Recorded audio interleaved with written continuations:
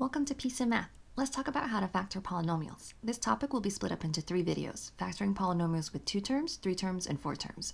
In this video, I'll walk you through step by step on how to factor polynomials with 2 terms with some extra practice problems for you to try at the end if you need.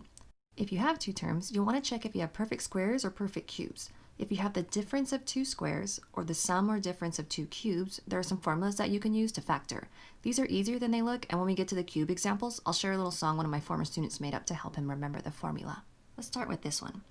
Here we have 2 perfect squares, the 49 and 25, and we have the subtraction sign, so that means we have the difference of 2 perfect squares. So we're going to be using this difference of squares formula. So first I'm going to rewrite this first term. Square root of 49 would give me 7, so I'm going to write this as 7x quantity squared. And then for 25, I can write this as 5 squared. Okay, so I'm just rewriting the terms, so that means our a in the formula is going to be 7x, and then the b will be 5. So in the formula, if we factor this expression, it's just going to be a plus b times a minus b. So using the 7x for a and 5 for b, factoring this is just 7x plus 5, and then times 7x minus 5.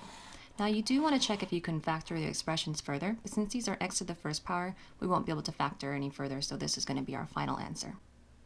Now I want to point out, if this was 49x squared plus 25, we have perfect squares, but we don't have the difference. So if this was a plus sign, you would not be able to factor this. So then your answer for that would just be not factorable, or however your teacher wants you to word it.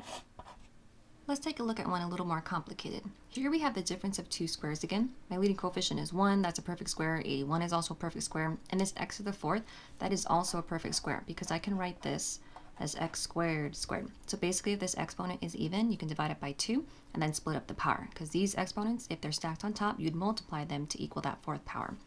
So let's rewrite this 81 as also 9 squared. So using the formula, my a is going to be x squared and then the b is going to be 9.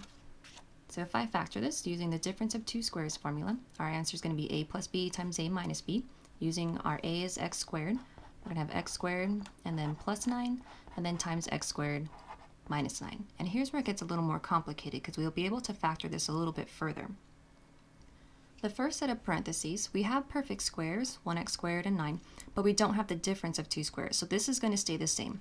But here we have perfect squares, 1x squared and 9, and we have the difference, so we'll be able to use the formula.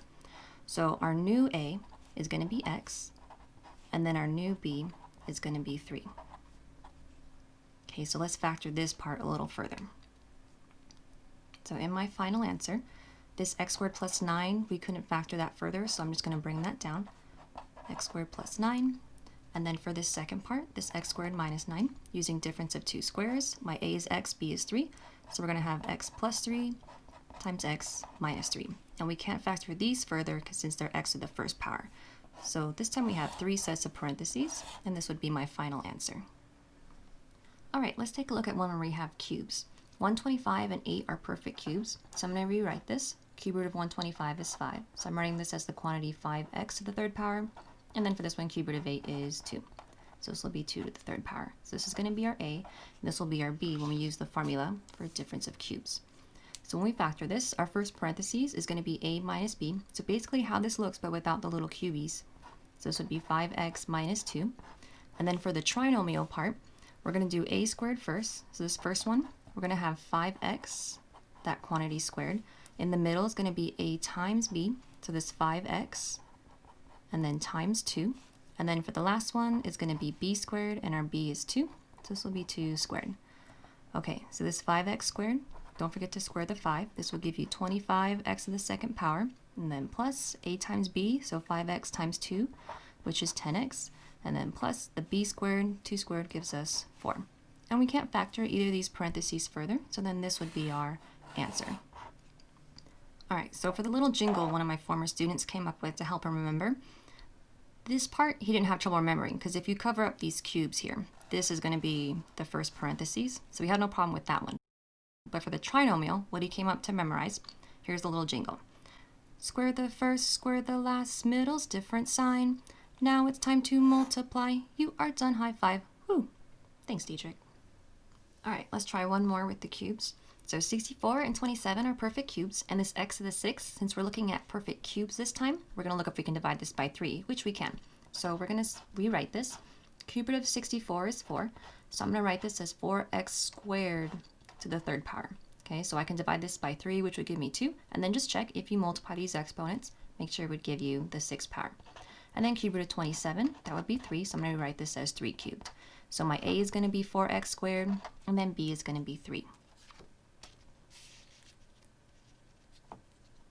So in our formula, parentheses, the first part is just a plus b, so 4x squared plus 3.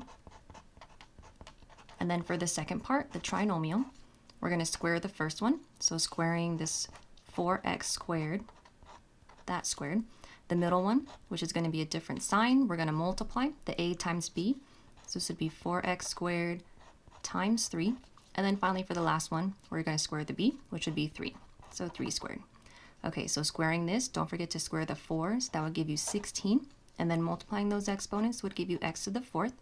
And then minus a times b, 4x squared times 3 would give me 12x squared.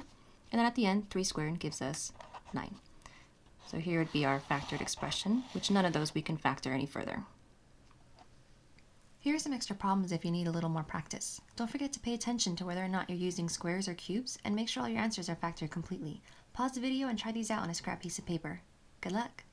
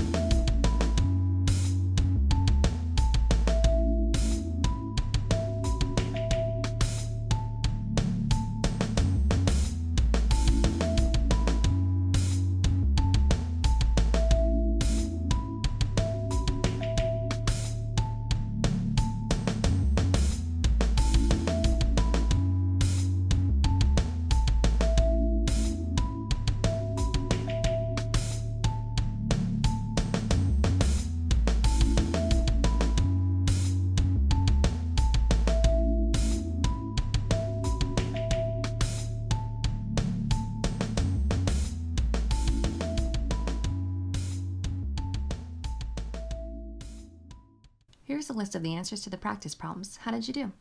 I'll have the videos for factoring polynomials with 3 terms and 4 terms soon, so I'll put links to them in the description box once they're uploaded. I hope these videos help you understand algebra a little better, and I hope they help you find a little more peace in math. Thank you for watching.